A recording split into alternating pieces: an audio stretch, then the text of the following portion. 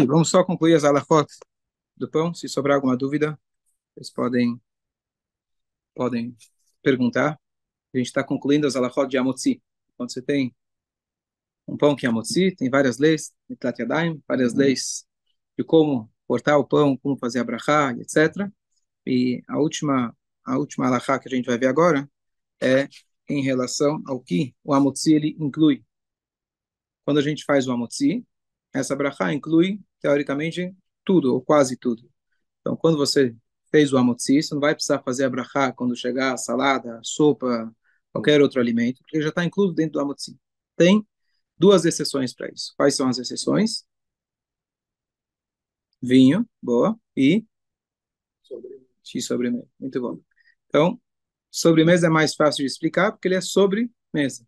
É além da mesa, não faz parte do amotzi. Então, uma fruta, com certeza, você tem que fazer brachá. E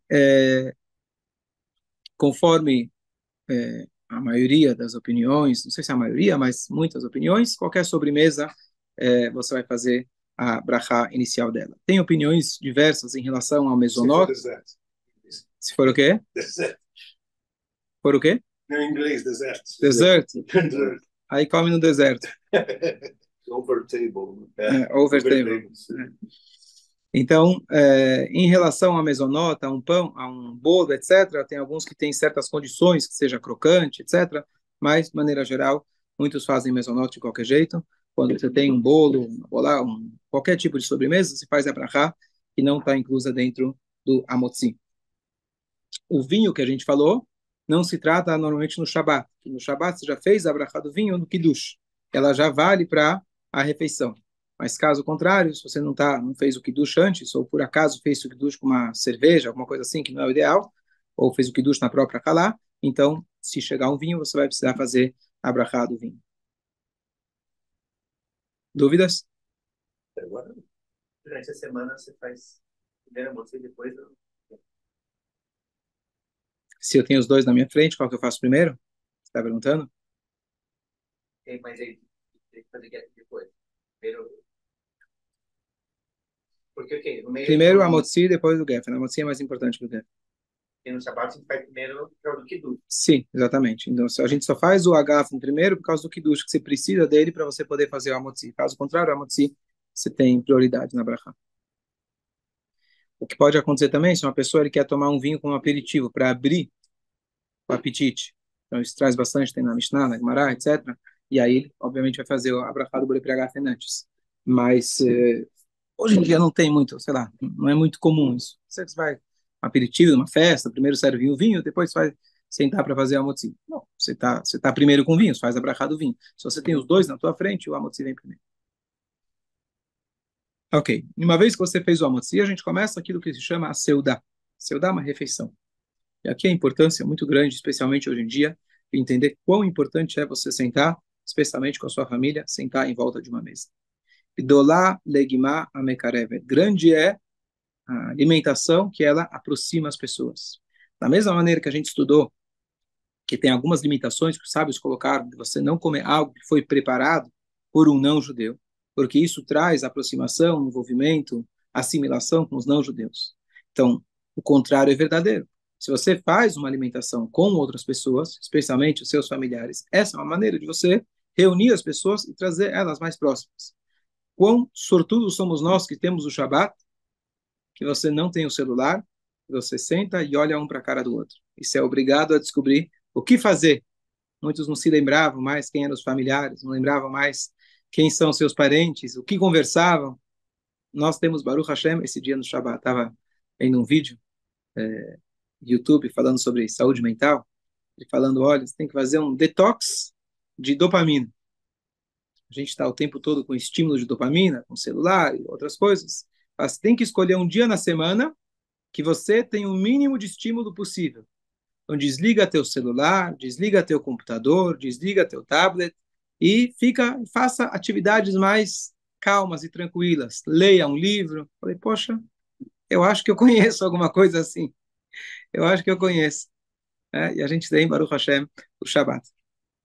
Então, não só no Shabat, mas sempre que você puder, realmente reunir a família em volta de uma mesa, não é aquilo que você come em 2 segundos, levanta, ou ou come enquanto você assiste uma novela, Haz Shalom, Deus nos livre, nos afaste dessas pragas, e a gente saber que a gente pode se reunir, comer, e, se possível, desligar o celular na hora que você está comendo com a família, melhor ainda.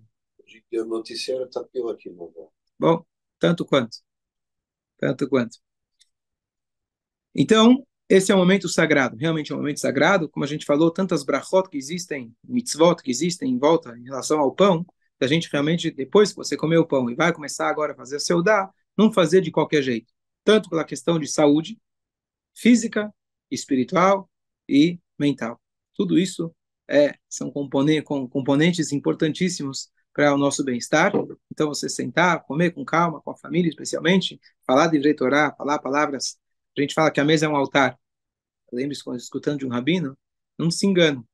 O altar, eles matavam animais. Às vezes você senta em volta da mesa e você começa a falar, olha, fulano de tal, fiz a shkita nele, você já matou o cara. Fulano de tal, você já cortou a cabeça de todo mundo. Não é esse tipo de altar que a gente está falando. Não é isso que transforma a mesa no altar. Então, realmente trazer ideias, trazer uma coisa muito importante, já falando do Shabat, uma coisa que eu tento, um esforço para fazer, de que você planejar sua mesa de Shabat. Planejar significa prepara. Se você é o dono da família, você tem a obrigação de você liderar. Liderar significa você vai liderar o assunto, o tema. Então, sabendo quem é a tua clientela, se são visitas, são seus filhos, falar numa linguagem que seja interessante para eles, que isso é difícil, buscar o que interessa a cada um e, através disso, sempre pegar um gancho para alguma coisa que seja de crescimento espiritual, Torá, Paraxá, etc. Muitas vezes, quando você começa a falar Paraxá da semana, né? Então, você não precisa começar com a paraxá da semana, você pode começar com alguma notícia que você viu. Mas toda notícia tem uma mensagem. Todos os acontecimentos da semana tem alguma coisa que você pode extrair para aprender o que fazer ou o que não fazer. Então, mesmo que seja esses temas que estão na cabeça das pessoas, sempre dá para conectar e trazer algo de engrandecimento nesse momento. Isso é responsabilidade do dono da família direcionar o papo da mesa, e é um momento tão especial que a gente às vezes pode perder discutindo futilidades, e a gente tem que aproveitar esse momento para um crescimento. Bom, antes de você sentar para comer, você tinha ainda antes do Amotzi, você tinha uma obrigação, que ele está falando só agora, é você alimentar os seus animais. O que é mais comum aqui é você ter um pet, seja periquito, papagaio ou cachorro, que é mais normal. Então, mais comum, aliás, não sei se é tão normal, mas é comum, tá certo? Sem entrar no mérito da questão, mas você tem a obrigação, de antes de você sentar para comer, de que aqueles animais que são de sua obrigação, ou seja, aqueles que são domésticos, você não tem a obrigação de alimentar o periquito que está na árvore, certo? É bonito, tem gente que vai lá, coloca pãozinho para as pombinhas, mas não são seus, não é tua obrigação. Aqueles animais que são seus, você está obrigado a cuidar que eles comam ainda antes de você sentar para comer. E uma coisa interessante, se você tem um animal que é de seu poder, que ele mora em Atibaia, ele mora numa fazenda, você tem lá uma fazenda a 5 horas de viagem daqui, a fazenda é sua, você tem que garantir que eles comeram. Agora você vai dizer, bom, mas eles só vão comer, o horário deles de comer é 8:30 da manhã, e eu preciso comer às 6 da manhã. Tudo bem, se ele garantiu, colocou um funcionário, que eles pelo menos estão garantidos que eles vão comer, que seja no horário deles, você já fez a tua parte. Mas, mesmo assim, mesmo que eles são distantes de você, às vezes não se toca, você tem que garantir que eles estão sendo alimentados. Aqui, essa é a preocupação, ver como a Torá realmente se preocupa com os seus animais e com o bem-estar dos animais e a responsabilidade que você tem. Você comprou um animal, todo mundo quer comprar um cachorro. Quem quer descer com ele para passear?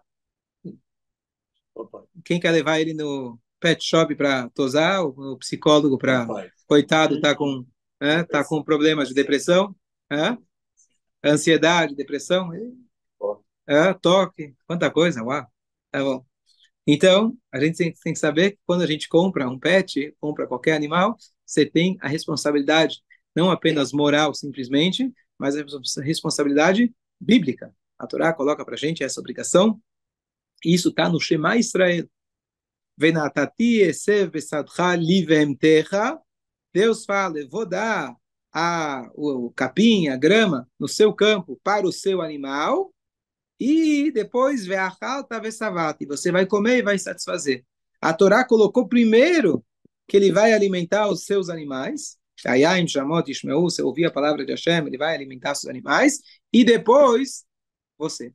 Então você vê que é uma obrigação, não é uma das 603 mitzvot, mas é uma alusão clara da própria Torá, dessa obrigação que você tem de garantir que os seus animais, eles tenham alimento antes de você sentar para comer. Na época dos escravos também.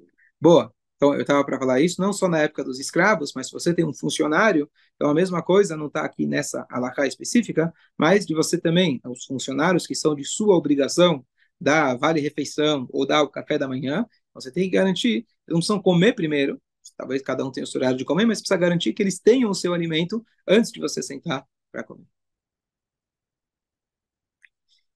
Tem um detalhe que para bebida, você não tem essa obrigação. Beber você bebe antes dos animais. Por quê? Porque está escrito justamente na Paraxá da semana passada, que a gente leu, que o Eliezer, ele falou, olha, a moça que der oferecer água para mim e também para os camelos, para mim primeiro, depois para os camelos, essa é a moça que você provou para Deus, provou para mim que ela é a moça adequada para o filho do meu amo, Yitzhak, etc. Então, a ordem que a Torá coloca parece uma historinha, né? Mas o detalhe da história, ele tem impacto prático na nossa vida, de você saber que a bebida você pode beber antes do teu animal, mas a comida você tem que se preocupar que ele tem antes de você.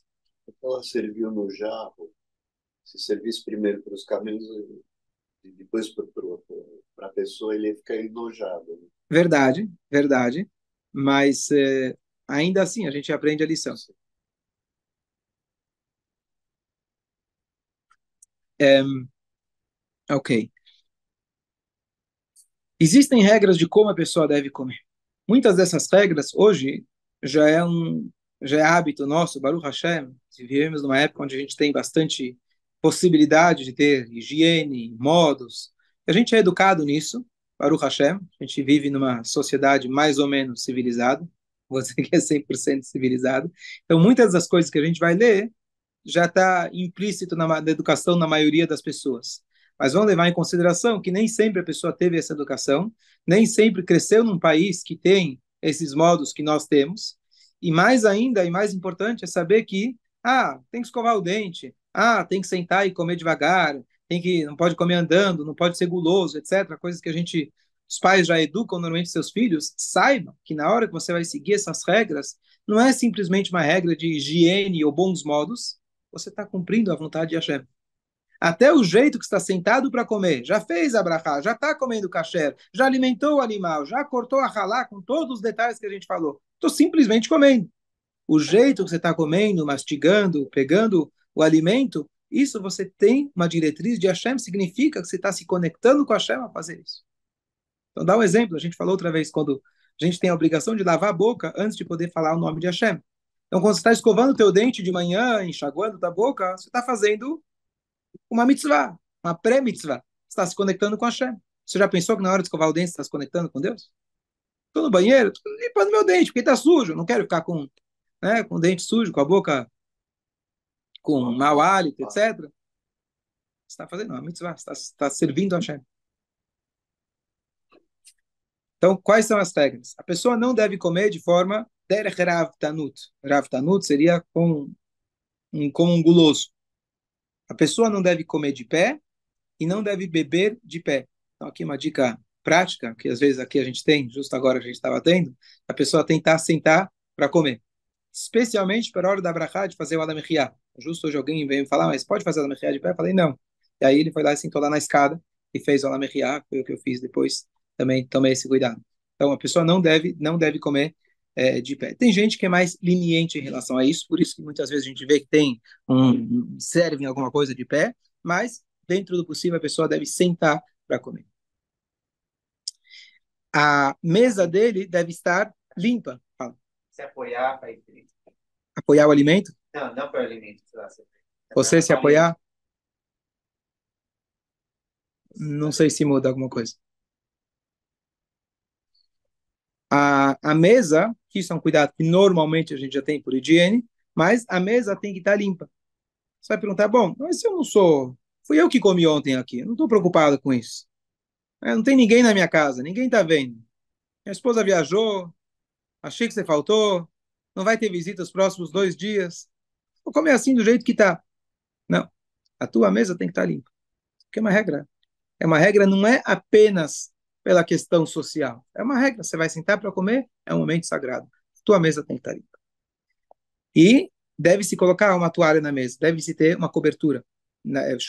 Mechusé, yafé. Mesmo que você não tem nada, Deus nos livre, a pessoa tem uma coisa muito pequena para comer. Mesmo assim, você deve tomar esse cuidado. A pessoa não deve segurar um pedaço de pão muito grande na sua mão. Quando isso acontece com sanduíche. Vocês pegam aquele sanduíche que ele tem 15 camadas de alimentos dentro, e para comer, literalmente, hoje a gente se acostumou, né? A gente vê isso e acha que é uma coisa normal. Então, tem opiniões mais lenientes que dizem que já que esse é o modo de comer, se tornou o modo de comer, então você vai pegar um falafel. Se você vai... Não tem como você pegar o falafel com tudo que está dentro, você tem que pegar esse pedaço grande, é o falafel inteiro. Né? O sanduíche às vezes dá para cortar, o falafel não dá. Então tem opiniões mais lenientes, mas uma pessoa bem civilizada, educada, evita certas formas de comer. Então qual é a maneira mais educada? Não é uma obrigação, mas qual é a melhor maneira? Falar educada, porque isso é uma questão social. Qual a maneira mais judaica de comer? É comer pouco a pouco. Quando eu vou, raramente, mas eu vou a um lugar que tenha um falafel, faz tempo já que não peço um falafel no prato. Então, todos os itens da salada estão no prato, recebo a pita, e com cada pedaço, eu pego um pedaço da pita, molho no hummus, né, etc., e você vai comendo. Isso é a maneira mais judaica, digamos assim, de comer. Comer com as duas mãos, pegar um pedaço grande, isso não é o ideal, não é o adequado. Então, de novo, não estou falando que é proibido, porque se tornou um modo de comer, o sanduíche é assim que se come, mas se você puder cortar, por exemplo, sanduíche no meio, às vezes em quatro, e pegando pedaço por pedaço, é a maneira mais adequada de a gente comer. Fala. Sushi, aqueles caprichados desse tamanho, né? Você vai, tem que pôr tudo na boca. Então, você vai, tem como. você concorda que não é o mais... Não. Quem inventou isso, o sushi, apesar de ser mais importante hoje que o gefilte fish, mas ainda assim não foi, essas comidas não foram inventadas por nós, tá certo? Apesar que o sanduíche foi a gente tem na noite do Pesach, a gente tem o korech, que a gente faz o sanduíche.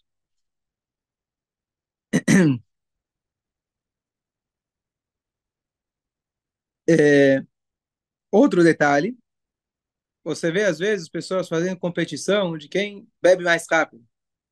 Então você pega um copo de vinho, por exemplo, e você vai lá e, ups, vai de uma vez só, vira. Então de vinho é um copo grande, do lechaim é um copinho pequeno, então é normal você fazer de uma vez. Né? Se fizer de duas, vai queimar mais. Né? Mas o vinho, por exemplo, você chegar, isso não é maneira de gula. Então, você toma em 2 vezes. E também é trazido para você não tomar em muitas vezes. E aí parece que você é aquele dono do mundo que está aqui, tomando aqui um pouquinho, tomando um pouquinho. A gente está para servir a Hashem. A nossa maneira de comer é para servir a Hashem. Não é para ficar alimentando apenas nosso desejo do nosso paladar. Então, tem detalhes de tudo isso, de como a pessoa deve tomar. Se é um copo muito grande, então ele pode dividir, se não é obrigado a tomar tudo de uma vez. Também, se ele é muito pequeno, você pode tomar de uma vez. Mas a ideia é você tomar esse cuidado, saber de beber, tomar um copo de vinho de uma vez só. Isso é não é uma maneira de respeito, não é uma maneira de um Yodi ele tomar. Você quer nadar lá, você tem que virar o copo. Mas mesmo na Avdalá, você pode ver que muitas pessoas tomam em 2 vezes. No Kiddush, na Avdalá, não tomam de uma vez. Você pode observar, muitos tomam de... Primeiro que, assim, no Kiddush, na Avdalá, você não vai tomar o copo inteiro. Normalmente você deixa um pouco para as outras pessoas. Ou na Avdalá, você deixa para poder apagar a vela. Então você não toma o copo inteiro. Mas mesmo assim, tem pessoas que fazem questão de tomar em 2 vezes.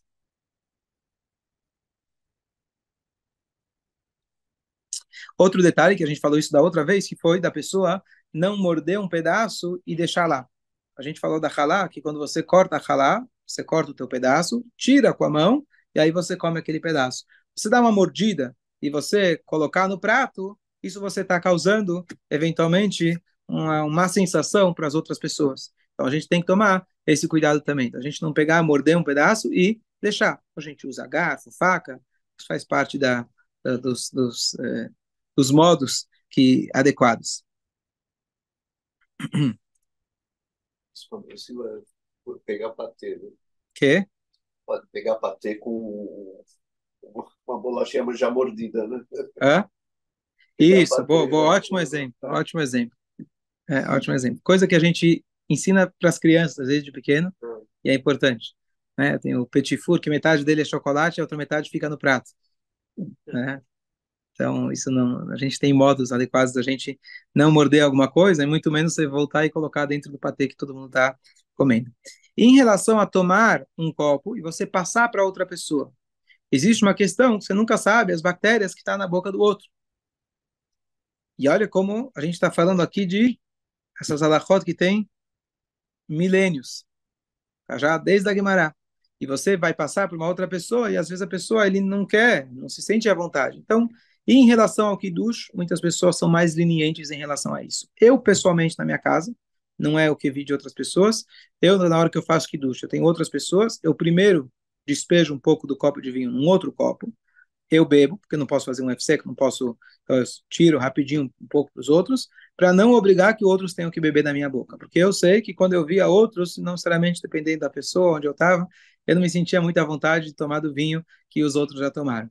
Então não tem problema, logicamente, isso aqui já se tornou um costume do mundo, então ou você passa o mesmo copo de vinho de boca em boca, o primeiro você bebe, depois você distribui para as outras pessoas, mas eu estou falando o que eu faço pessoalmente na minha casa, eu tenho esse cuidado, porque não necessariamente as pessoas estudaram essa halakha, que pode, que não pode, simplesmente a pessoa vai se sentir envergonhada de não tomar porque é do Kiddush, mas também não está se sentindo muito à vontade. Eu não quero que a mitzvah seja uma coisa que a pessoa não se sinta à vontade, não se sinta bem. Então eu costumo tirar primeiro para os outros, e aí depois eu acrescento mais vinho para poder ter suficiente, e aí ninguém é obrigado a tomar do meu copo. Isso é o meu rigor que eu faço pensando nos outros. Então, calma, como é que faz a brachá? Como é que faz a sequência? Você está com um copo de kiddush, Sim, cheio, sim. faz a brachá. Terminou o kiddush, eu jogo um pouco, despejo. Não, despejo um pouquinho no outro copo, um copo grande, um copo de bebida normal. Despejo um pouco lá e eu bebo. Depois que eu bebi, para não interromper, aí eu vou lá, coloco mais vinho dentro daquele copo e aí vou distribuindo para as outras pessoas. Então, mas os outros vão ter que de boca em boca. Não, eu normalmente pego um copinho. Daquele copo grande, eu reencho ele, coloco bastante, aí distribuo nos copinhos individuais. Na minha casa, depois da pandemia, eu boto um copo maior para mim, cada um tem o seu copinho. Cada um já tem o seu copo Já tem também. o seu copinho. Isso é muito bom. Você pode colocar, é assim que a gente faz aqui na sinagoga, por exemplo, já tem os copinhos já preenchidos e vale também, vale 100%. Só que tem aqueles que têm o rigor de tomar do próprio copo, que sobre esse copo foi feito a brachá, o kiddush, etc. Então aquele kiddush, aquele copo tem uma kiddushá maior. Não que você deixa de cumprir o kiddush tomando de um copo que já estava exposto na hora do kiddush, mas tem aqueles que fazem questão de tomar diretamente do copo. Então, a pessoa não deve conversar, a linguagem é que a pessoa não deve conversar durante a seudá. Mas a pergunta é, como assim? Você nunca já viu a seudá que ninguém fala, uma refeição que ninguém fala? Então, a ideia é você não falar com comida na boca, para você não engasgar. Então, isso também é um modo que a gente costuma ensinar nossos filhos desde pequeno, mas como realmente a Allahá se preocupa com isso. E durante a refeição, a importância da gente falar divrei Torá, palavras de Torá, isso vai tornar ainda mais sagrado aquele momento. É importantíssimo, é essencial que pelo menos algum divrei Torá seja falada durante uma refeição, e para garantir, caso alguém esqueceu de falar um divrei Torá, então antes do Birkat Hamazon, a gente tem aqueles capítulos de Salmos, ou a Narot Bavel, ou Shira Malot, Livnei Korah, cada um conforme o seu costume, que eles, os sábios, colocaram lá para, como um step, vai que alguém esqueceu de falar o Dvar Torá, e aí, então, você tem lá pelo menos um passuco, um capítulo de Teilim, que assim você falou palavras de Torá.